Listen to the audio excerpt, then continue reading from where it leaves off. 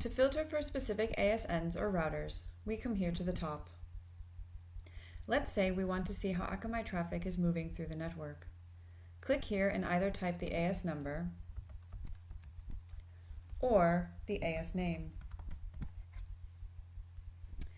Click on Akamai here and make sure it has a check mark next to its name. Now click View to see Akamai's traffic paths. To see the routers that traffic is entering the network on, open the router view by clicking here. Select the edge router level. Now we see the full router path. To see traffic's behavior on a different date, choose either a predefined time range here, or choose a custom time range by clicking here on the begin date and here on the end date. Now, click View to view the traffic paths for those specific dates.